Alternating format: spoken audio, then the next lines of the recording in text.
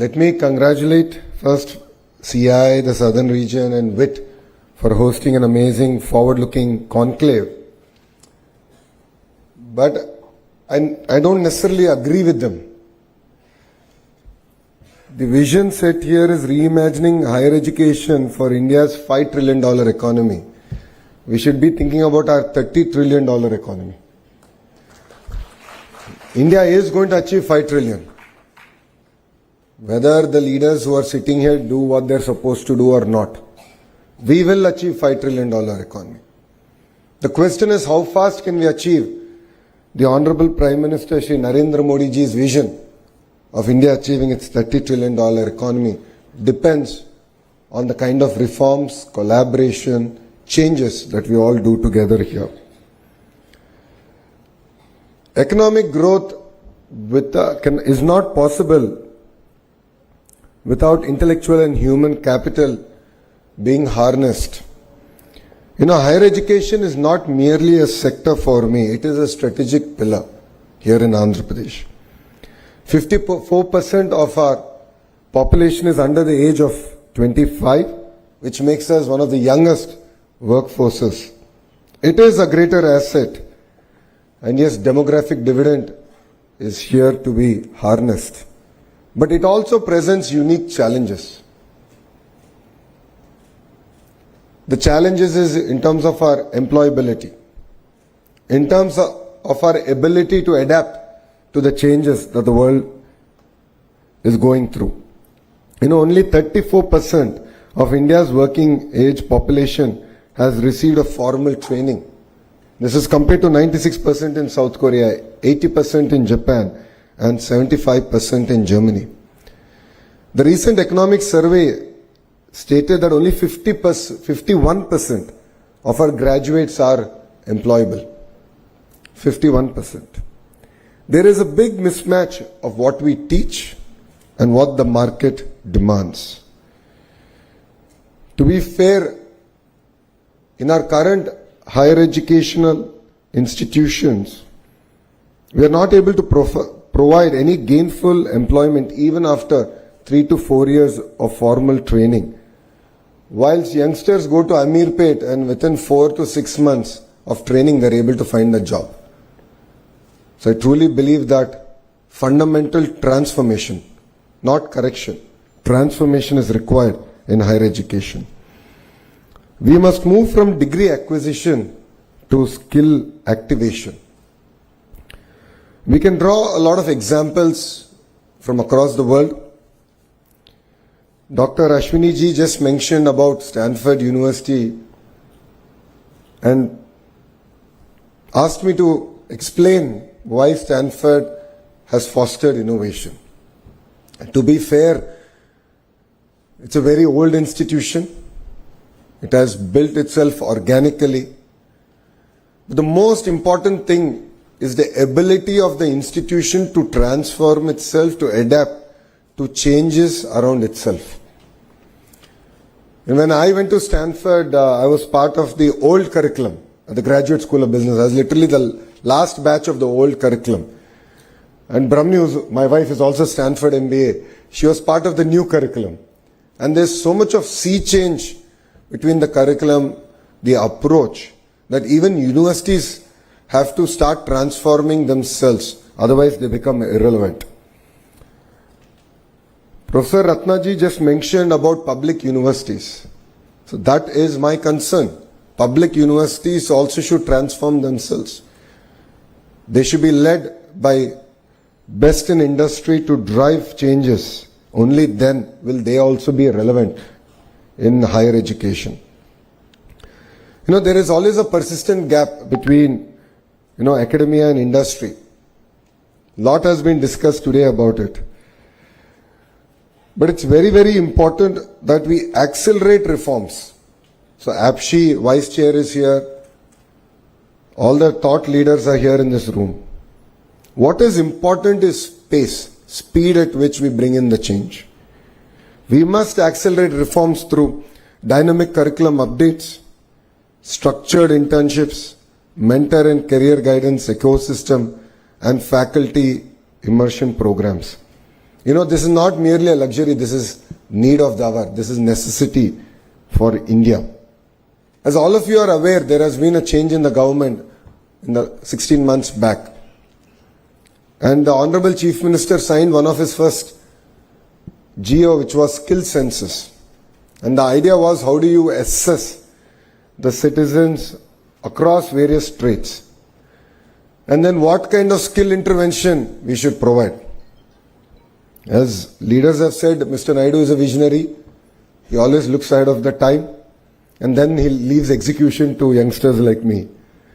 We tried skill census in its traditional census format in my own constituency, Mangalgiri, and we failed. And we failed miserably. We were unable to assess across the various trades that today people are gainfully employed. And that is where we have just launched an initiative called Naipunyam.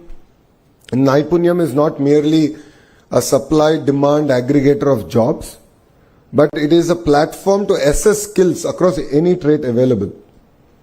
And that is where AI has really come to help us. So you're an AC mechanic or a two-wheeler mechanic to an AI engineer, you will be assessed using AI, and we will be able to give you clear skill interventions, including training, so on and so forth, to help you upgrade.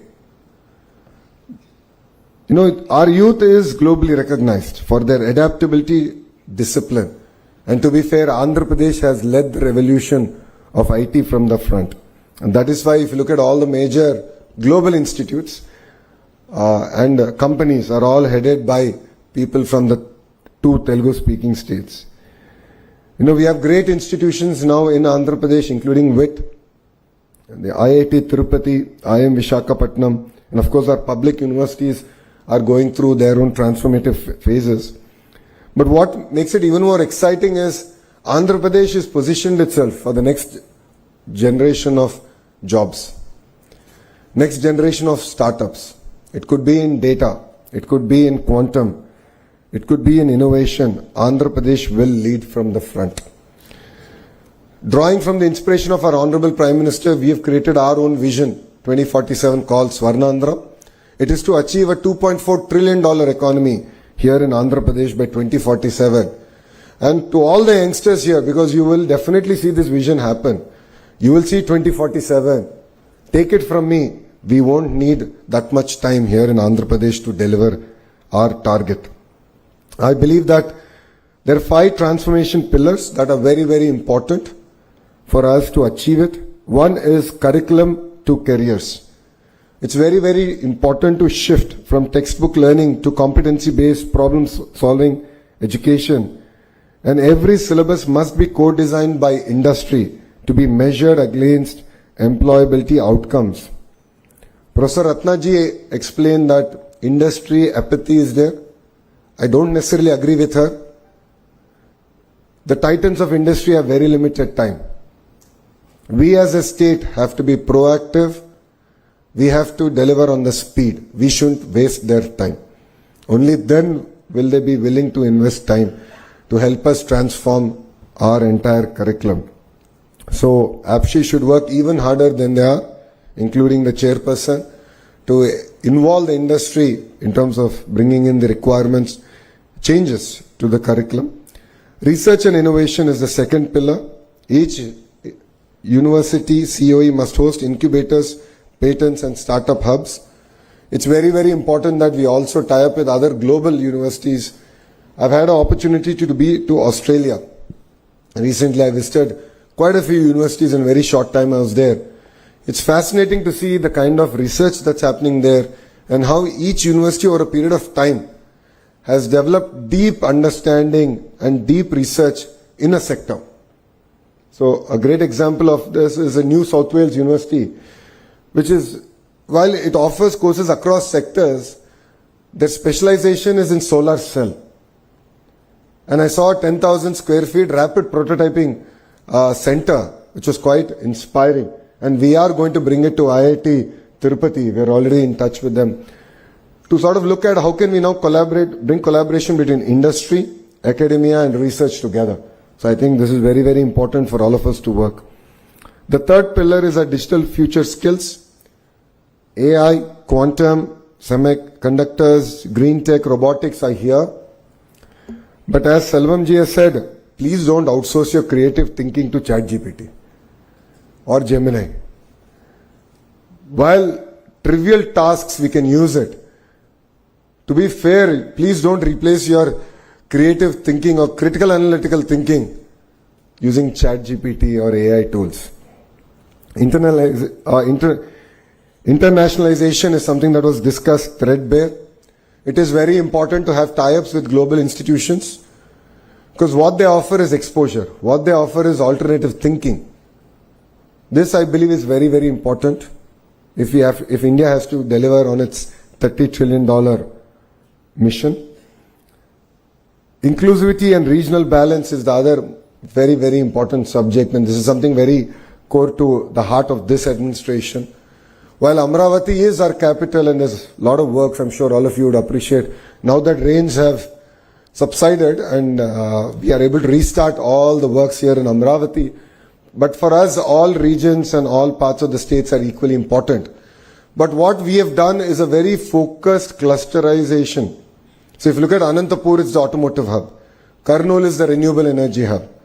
There's a lot of cement manufacturing coming in that zone because they have limestone. Electronics manufacturing is coming between Kadapa and Chittoor. A lot of work is happening in compressed biogas in Prakasam district. Erstwhile Nellore district is already diversified.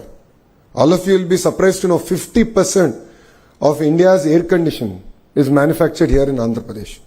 We've signed with LG, Daikin and Blue Star. We're going to take this to 70%. Imagine one cluster, 70% of India's air conditioning is going to come. Compressed biogas, as I said, in Prakasam. Here in Krishna Guntur is capital. We have quantum now coming and we have few other industries coming here.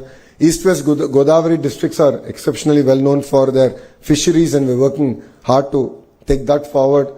North Andhra is going through its own transformation. It's going to be a $1 trillion ecosystem, starting with a pharma hub, chemical hub, medical devices manufacturing hub, to a steel city. I thought we'll be building one new steel city. It looks like we're going to build 2 new steel cities in Visakhapatnam. And the entire data ecosystem, IT ecosystem that's getting built out there. Why am I sharing this with you is we believe in the power of vertical and horizontal integration in each of these clusters. So let me take an example of your mobile phone. All of you are taking pictures, so I thought that was apt. You have a screen, you have a camera lens, you have a lithium-ion battery in it, you have a haptic engine in it. All these are roughly manufactured by about 1,000 suppliers. And our vision here in the state is to bring these 1,000 suppliers to that cluster and build a thriving ecosystem. So looking at it from an end-to-end perspective, that's what I call verticalization. And horizontal is where my department, HRD, comes in. Please subscribe to Leo News for more videos.